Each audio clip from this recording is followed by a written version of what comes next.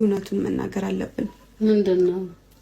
እኔ እስከ ዛሬም ልደብቅሽ አልፈለኩም ነበረ፣ ግን ያው ብታቂ ደስ ይለኝ ነበር ሁሉንም ነገር። እኔና ብሩኬ በአንዳንድ ነገሮች ምክንያት ተለያይተናል።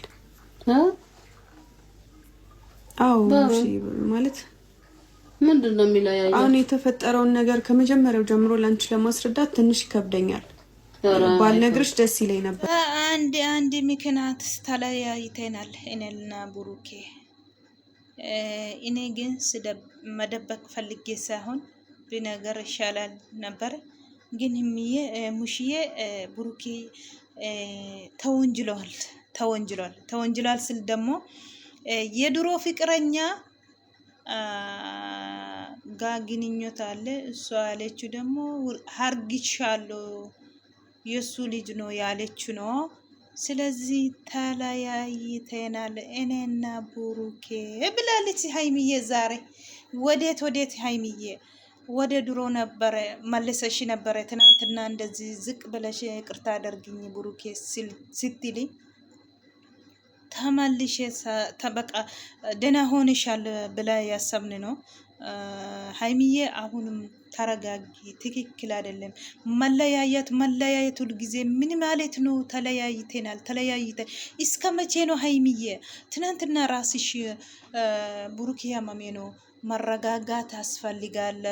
ጭንቀት ስለሆነ ያሌኑ ዶክተር ብዙ ደግሞ ደርቦባት በሽታም ጭንቀቱም ሁሉም ያሌኑ ዶክተር ያልሽ ትናንትና። ዛሬ ደግሞ ደግመሽ እዛ ቦታውን ሽናትዩ ጋር ሄደሽ እነና ብሩኬ ተለያይተናል ብለሽ ጥሩ ነው ሀይሚዬ። ለምንድን ነው እንደዚህ የምትሸክሉት? እንግዲህ ብሩክዬ አለ ጨርሶ ሂማሪከ። አንዳንድ ሰዎች ደግሞ ሙድ ያያዛችሁ ነው። የድሮ ቪዲዮ አምጠታችሁ ትናንትና ታምሟል ዛሬ ደግሞ እንዴት ሄደው ብላችሁ አስተግፊሩላህ። አራ እናንተ ምንም የኛ አበሻ የሚባል ሱብሃንአላህ ሙድ ያያዛችሁ አላችሁ። ይሁን ምንም ችግር የለም። እሱ እሙሽዬ እንኳን ደህና መጣሽ። አንቺም ህርሜና ጤና እስጥሽ ህርሜሽን ሀረጅምሽ ጥሩ እናት ነው አለሹ። ዘማል ምን አለች? እሷ ደግሞ አረ እንዴት እንደዚህ አመሽ ልጆቼ እንደዚህ ልክስክስ አይደለም ብላለች ሙሽዬ። ምንም ቢሆን እኔ መለያየት አልፈልግም መስማት እናንተ ሁለታችሁን። ልጅቱ ደግሞ ጊዜ ሲደርስ እውነተኛ ከሆነ እኔ ወስዳለሁ፣ ምንም ችግር የለም። ዴኔ እናደርጋለን እናስመረምራለን ብላለች ሙሽዬ። ወይ ደግሞ ልጅቱ ጋር አገናኙኝ አለች ሙሽዬ። ልጅቱ አራ ከባድ ነች። አንቺ ጋር መገናኘት አያስፈልግም እውነት። አሰላሙ አለይኩም ወረህመቱላሂ ወበረካቱ። አሸማ ሀርከፉኔ ኡመተቃሊ ኡመተቀሽቲ እንዴት ናችሁ? ሰላም ናችሁ? ውድ ቤተሰቦች እንግዲህ ትናንትና ሀይሜ ተመለሰች ብለን ጨፈርነን ደስ አለን። ዛሬ ደግሞ መጣ እንግዲህ ሙሽዬ አልሰማችም። ምንም የምታውቁ ነገር የለም። ዛሬ ምን ሆንሽ ነው የጠፋሽው ብላ ስትጠይቅ ሙሽዬ ሐኪም ቤት ሄጄም አላየሽም እሷም አላየውም ምን ሆና ነው ብላ ብሩኬ የጨቀጨቀች ነው። ብሩኬ ደግሞ ጠርቷል። ስትጠራ መጣ ደግሞ እኔ አልደበቅም አይችልም ከዚህ በላይ ብላ ሁሉም ነገር ተናገረች። እውነት በጣም ሀይሚዬ ሁሉም ነገር አትሸኮልኝ። መሸኮል አያስፈልግም እውነት ቢሆንስ ሀይሚዬ ቢሆንስ እውነቱ ልጁ የብሩኬ ከሆነ ብሩኬ ያለው ምርጫ አንቺ ነሽ ሀይሜ። እኔ አንቺ ማጣት አልፈልግም ብላሉ። ያንቺ ብሎ ነው መስዋዕት እስካሁኑ መስዋዕት የከፈለ ያለ ሀይሚዬ። ለምንድን ነው አትረድም? ለምንድን ነው ሀይሚዬ? 2 አመት ቀልድ ነው። 2 አመት የገነባሹ ፍቅር ለምንድን ነው የምታፈርስ ሀይሚዬ? ለምንድን ነው አትሰሚ? አንዳንድ ጊዜ ቀልድ ነው እንዴ? አረ ተው በጣም ይደብራል። ነመደበርቱ ጋርቢ ጋክማ አርግተኒ ሃይሜን ሀራ አማቲ ሸረቲ ጀቻ ከኒቴ ጋ አማቲ በቀታ ጅርቴ ደጋ ብሩክ የጂ ወሎለኒ አማቲን ማሊፍ ነበቀቴ ማፈከ ዱሪን ኡፍቱ ማሊም በሌስ ጀቴ ወንተ ሸን ጋፈቱ ፊ ሀራ ቡሩኬን ሞዳወሌ ishee waamee jira jechuudha. Dhuftee mushee wajjin wal arganii fi jechuudha. Hin gaafattiin jaallatti jedhe egaa Haimiyeen akka dhuftetti mikinaatan itti badee ilmi kee jaalallee durii ulfeessee jira. Mucaan kan isaatii hinaan jettee ishee wajjiniin girri baay'ee keessa turre sitti muufi ulfaata kan isheen jette jechuudha. Kana biraan immoo dhugaa himi burukee miti moo dhugaa miti jennaani. Burukeen mucaan kan koo miti maalis oone maalis jedhee jira. Achuma jirtaa ati ammallee kan inni jedhee jechuudha. Isumayyuu musheetti nimii waan kanayyuu naasayin jedhee kadhatennaan diddee jechuudha. Kanaaf ጊዜ rakkina bichaa wal baqatanii ጊዜ gammachuu bichaa walitti dhiyaatuun faayidaan qabu. Haymiyee engedda kaleessa ጊዜ akkasitti ifataman gaafattu bakka duriitti deebiteetta iistee jirtaa jennee baay'ee nutti tole jechuudha. Amma garuu immoo deebitee dooftorri cinqitii qabaanu kubsataa jedheera jettootaa jirtu cinqitii irratti cinqitii dabaltaa fi ammallee burukeen hin taragaagonee fayyine maaliif barbaachisee haymiyee obsin barbaachisu obsiin jiru baay'ee tokko nama dabbartu namni ko sin jaalatee sin kabajee jaalala rabbi sinii kenne kana maaliif akkas ittiin boontanii garuu amaatiin sinitti bo'aa abbaan asii bo'aa amaatiin illee asiin bo'aa warri sin kataatalummoo asii akkasinii addaan hin baane bo'aa ufii isaanii wal arrabsaa wal fixaa beeta sababa walirra darbanii beeta sababa manatti arrabsaa sabuma keessanii jechuudha. Inni addaan akka baatanii gammachuu qabus baay'eetu jira. Akkasin tokko taatanis hangum barbaadu baay'eetu jira jechuudha. Garuu immoo jaalala kennaa rabbi sinii kana sinii kenne ittiin boontanii hin abdu guyyaa tokko dhugaa rabbi akkuma ol sin fuudhe kana sin jiran guyyaa itti gadi fuudhuru rabbiin dhugaa rabbi. Kanaafuu otoo jaalala sinii kenname kana ittiin boonuu dhiistanii ummata kabajjanillee bareedaadha jechuudha.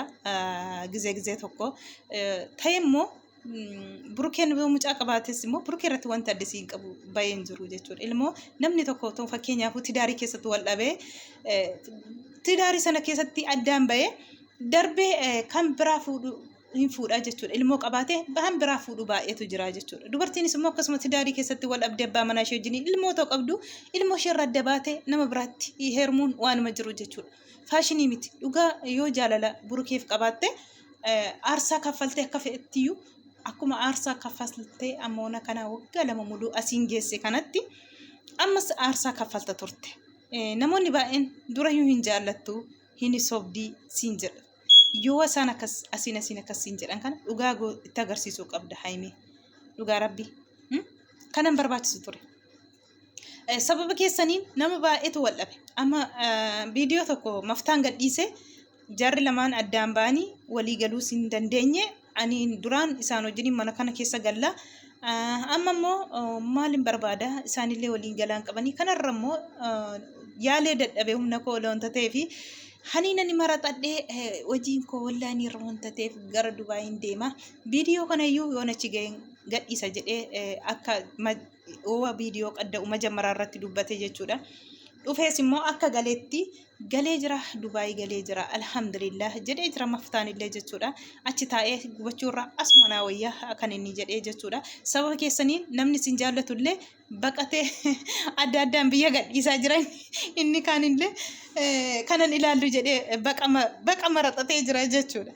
Burukeen illee xiqqoo amma taragaagadhu jedhee malee biyyattii kanan gadhiiseen deema yoo ishee dhabee jechaa jira. Baay'ee tokko ulfaataa jechuudha. Kennaa rabbi sinii kennetti itti boontanii jaalala rabbi sinii kenne ummata akkasin addaan baanee siniitti boontanii asiin immoo abbaan illee burukee jaallatee bo'aa amaatiin immoo haymee jaallachaa bo'aa yoo akka kana boontanii guyyaatti kana dhabdanitu jira jechuudha. Ishee ammoo kan immoo addunyaa kanarra jiraataniif inni kana warraastanii wal jeexxanii akka waggaa miliyoona tokko jiraatu fakkeessitanii bara addunyaa kana wallaahi. Ishee amma kana argaman ishee amma kana hin jirredha bara. Har'a baasiin nama meeqa fixe jedhani wallaahi billaahi. Nama beeqa tokkollee lubbuun hin nafne jedhan kanatu jira wajii rabbiin beektanii ishee har'aa bichaan ilaaltanii jaalala uummata namni sin faana bo'u kana otorra ejjechuu dhiistanii haymee tokkoffaa immoo gizee miidiyaarra jirta miidiyaa kanarratti immoo gizee gaasheen illee sitti haasa'an gizee musheen sitti haasa'u ilaalladhu ittiin deebanii si arrabsaa jiru warrumti si hordofan jechuudha. Dhugaa rabbii ilaalladhu bakka guddaatti kabajaan jira kabaja. Si aarsuu dideemite otuma si aarsuu gadi ragaaf goote akkuma guddisa toltetti akkuma faarfamtu kanatti illee akkuma hundaatiin qixootee deemtutti dhugaa rabbi. Kanaaf nama baay'eetuyyuu gogduu maalii jedhee arrabsaa jechuudha. Kun maaliif wanta isheen waan hundattuu kabajaan qabdu abbaa biratis illee kabajaan qabdu asiin jechaa jiru wanta ta'eef Haayimiyyee of sirreessi. Diiguutti hin ariifatini. Akkuma jetteetu jaaruutu nama dhiba malee diiguun nama dhibuu jettee miti kaleessa dhuguma keeti. Kanaafuu aarsaa kaftee as geessiste kana lakki dhabuu hin danda'in. Burukeen immoo yoo har'a na wajjiniin hin taane bor gaafa mucaan hansaa miti jedhanii gungumaa sin taqabbaluu haadha koo kana dhaggeeffadhotis jedhee jira jechuudha. Kana irratti tawallolanii booda irra burukee macarrashaatti bahee biraa deeme jechuudha. Isheen illee amaatiin taa'i siina naasaa jettee tokko kadhattu amaatii irra jettee baate sokkite jechuudha. Isheenis baay'ee tokko nama gaddisiisa. Kabajaa godhaasaa siniin oliitti. Warra siniin olii haadholii keessan abboolii keessan kabajaa godhaa. Isin amma miidiyaa irra teessanii viidiyoo qaddaa haasaa jirtu bara qoqqobaatti miti otoo keessaan teellee akka barbaaddan. Kanuma muudii qabanii boorottiin sin arrabsuu jechuudha. Kanaafuu of sirreessaa. Fusumeen illee intala akka burukee jiniin Haayimee burukeen akka waliin caqaccanne gizee isin lamaan girri kaastanii burukeen asii cannaqama. Kanaaf yoo burukeef yaaddate Haayimee jiniin girriin kaasinaa jedhee intala jechuudha. Maal jetti Haayimeen sobdeetii likkii qabdeeti malee burukee hin jaallattu ibbatti. Ani immoo wanta isheen hin jaallanneefis wanta inni immoo utubiinsaa meeqa galee jette jiru. Kanallee kabajuu wanta diddeef ani immoo kabajee fi maaliin balleessire kan isheen jechaa jirtu jechuudha. Kanaafuu isheen ammallee hin sobdii jaalala sarraan qabdu sobdeeti jireenya isaa balleessuuf malee burukee hin jaallattu isheen. Kanaaf ani immoo burukee faanarra ta'uu barbaada. Har'as borus kana hubachuu qaba burukeen jettee har'aa jechuudha. Viidiyoo irratti as baateen tallillee jechuudha. In ulfaataa jechuudha. Burukeen otoo Haayimeen deebitee araaramtee gammachuu guddaa qaban mallee abdiin kunne. Ammas immoo deebitee uftee Haayimeen haadhatti himtee gisa isheen addaan baanee irra jettee ciqiciqiin achumarraan ka'u ammallee deebee gara abdii kutuutti deemeera jechuudha. Burukeen utaalee manaa baheera jechuudha. In ulfaataa. ለማንኛውም ተረጋጉ እንላለን። እንግዲህ ምን ይደረጋል እንደ ህፃን ልጅ ሁሉ ጊዜ አንዳንዶቹ ደግሞ እስካሁኑ ስራ ነው ያሉ ነው። እስከ መቼ ስራ ይቀጥላል እንደዚህ የሆነው? አይሰለቻችሁም እኮ? እኔ እንጃ። አንዳንድ ጊዜ ሀይሚዬ ተረጋጊ፣ ሁሉም ነገር ተረጋጊ። እንዳልሽው ዶክተር ጭንቀት ነው እንደዚህ ያደረገ ብሩኬን ብለሽ ትናንትና እንደዚህ ብለሽ ይቅርታ ጠይቀሽ ተመልሽሻል ብለን ደስ አለኝ የኛ። ዛሬ ደግሞ ተመልሽስ እንደዚህ የሙሼ ጋር ሄደሽ ተለያይተናል ሙሼ ስትይ በጣም ይደብራል ሀይሚዬ። ሁሉም ነገር አሁን እሱ መረጋጋት ይፈልጋል፣ ጭንቀት አይፈልግም ብለዋል ዶክተሩ። አንቺ ደግሞ አሁንም የባሰ ነው የሄድሽው እንደዚህ ያደረሽው ዛሬ ማለት ነው። ለምንድን ነው አትተረጋጉም እንዴ? ሙሼ ደግሞ እኔ መስማት አልፈልግም ትላለች። የሰው እንባ ጥሩ አይደለም። እውነቴ ነው የምላችሁ። ወደሲ እናንተ ምክንያት ይለቀሳል፣ ቤተሰቦች እናንተ ምክንያት ይሰቃያል እኮ።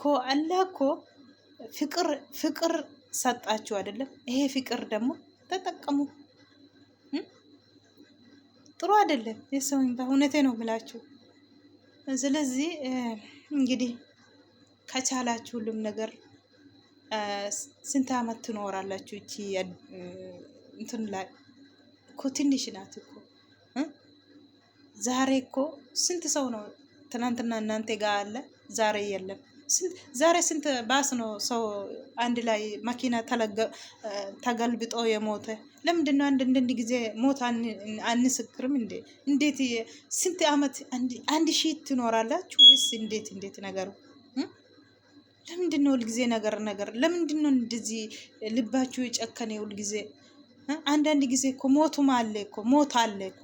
እስኪ የኛ ያለ እጅ ነው። አስቡበት። እውነት አትጨክኑ። እርስ በርሳቸው ደግሞ እንደዚህ የመሰለ ፍቅር እዚህ ላይ ደርሳችሁ ዛሬ መለያየት የምትዩ በጣም ይደብራል። በጣም እውነቴ ነው የምላችሁ። ሀይሜ ስንት ዋጋ የከፈልሽ እዚህ የደረሹን በቀላል አትፍረስ። ቡሩኬም እንደዚህ ሁለታችሁም ዋጋ የከፈላችሁ ነው። አሁኑም ተረጋጉ። እውነት ጥሩ አይደለም። ኦብሰ ጎዳ አመለ ወለጌፈዳ ኦብሳ ወለጌፈዳ ተራሃሳ ወለዳመጣ ዮ ወሊ ነጌፈኔ ቡአቶ ኩን ቀቡ ጋራቢ ግሪን ፋይዳን ቀቡ ኤኙማፊዩ girgirri dhiisa foonaadha koo girgirri dhiisaa jedhee raachiin keenya kanaafiyyuu baay'ee tokko nama gaddisiisa dhugaa dubbachuufi waan isin irra jirtanii nama jibbisiisa akkas miti obsa godhadha waan hundattuu obsa barbaachisaadha jechuudha. yaa rabbi girgirriin akkumatti fufeetti jira girgirriin dhaabbiin qabu yoom dhaabbata laata girgirriin kun yoomiin inni dhaabatu yoo maara galfanna kanarrammoo dhugaa rabbii murteessaa dafaati akka nuti abdii kutanne namni illee sin faana rakkatee sababa keessanii wal fixaa jiru kun abdii kutatee bakka tokkotti akka citee taa'uuf murteessaa dhugaa rabbii murteessaa burukee nama yoo isaatii kan na wajjiniin taate booda sin taqabbaluu jedheera gungumaa kanaafuu murteessaa ammoo waan qabaate murteessaa yeroo gubiina dhugaa rabbii qurxii keessan qurxii walitti himaati murteeffadha maal godhama kana fakkaata ummata qaalee ummata qashtii wanta na dhaggeeffattaniif galatoomaa isiniin jedha turtii gaarii isin haa ta'u warra nafaana turtaniif galatoomaa hundi keessanuu turtii gaarii